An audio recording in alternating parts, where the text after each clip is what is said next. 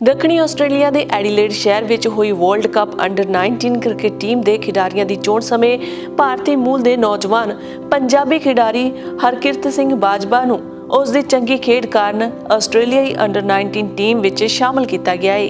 ਜ਼ਿਕਰਯੋਗ ਹੈ ਕਿ ਇਹ ਟੀਮ ਹੁਣ ਅਗਲੇ ਮਹੀਨੇ ਵੈਸਟ ਇੰਡੀਜ਼ ਵਿੱਚ ਹੋਣ ਵਾਲੇ ਅੰਡਰ 19 ਵਰਲਡ ਕੱਪ ਲਈ ਖੇਡੇਗੀ।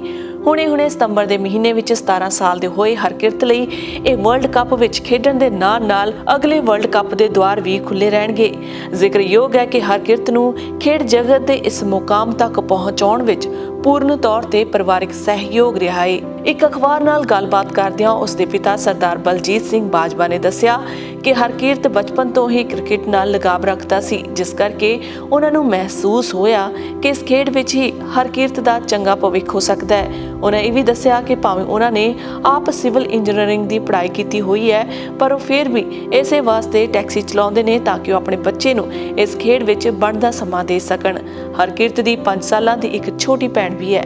ਬਾਜਵਾ ਪਰਿਵਾਰ 2012 ਵਿੱਚ ਜਦੋਂ ਪਰਿਵਾਰ ਸਮੇਤ ਆਸਟ੍ਰੇਲੀਆ ਆਪਣੇ ਵਧੀਆ ਭਵਿੱਖ ਲਈ ਆਇਆ ਤਾਂ ਉਸ ਵਕਤ ਹਰਕਿਰਤ ਦੀ ਉਮਰ ਮਹਿਜ਼ 7 ਸਾਲ ਦੀ ਸੀ ਅਤੇ 9 ਸਾਲ ਦੀ ਉਮਰ ਵਿੱਚ ਹਰਕਿਰਤ ਨੇ ਕ੍ਰਿਕਟ ਨੂੰ ਆਪਣੇ ਭਵਿੱਖ ਵਜੋਂ ਚੁਣਿਆ ਅਤੇ ਆਫ ਸਪਿਨਰ ਦੇ ਤੌਰ ਤੇ ਸਿਖਲਾਈ ਪ੍ਰਾਪਤ ਕੀਤੀ।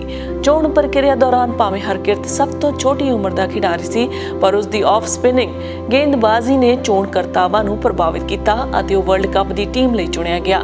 ਹਰਕਿਰਤ ਦੀ ਮਾਤਾ ਸਰਦਾਰਨੀ ਕਰਮਜੀਤ ਕੌਰ ਬਾਜਵਾ ਨੇ ਦੱਸਿਆ ਕਿ ਉਹ ਆਪਣੇ ਬੱਚੇ ਦੀ ਇਸ ਪ੍ਰਾਪਤੀ ਤੋਂ ਬਹੁਤ ਜ਼ਿਆਦਾ ਉਤਸ਼ਾਹਿਤ ਨੇ, ਪਰ ਹਰਕਿਰਤ ਬਹੁਤ ਹੀ ਜ਼ਮੀਨ ਨਾਲ ਜੁੜਿਆ ਹੋਇਆ ਬੱਚਾ ਹੈ ਅਤੇ ਉਸ ਦਾ ਕਹਿਣਾ ਹੈ ਕਿ ਹਾਲੇ ਤਾਂ ਸ਼ੁਰੂਆਤ ਹੈ।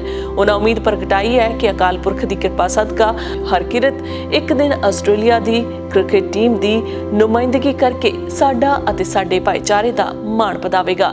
ਸਾਡੇ ਵੱਲੋਂ ਵੀ ਹਰਕਿਰਤ ਨੂੰ ਬਹੁਤ ਵਧਾਈਆਂ ਤੇ ਉਮੀਦ ਕਰਦੇ ਹਾਂ ਕਿ ਹਰਕਿਰਤ ਨਵੀਆਂ ਬੁਲੰਦੀਆਂ ਨੂੰ ਛੂਹੇਗਾ ਅਤੇ ਪੰਜਾਬੀਆਂ ਦਾ ਨਾਂ ਰੋਸ਼ਨ ਕਰੇਗਾ।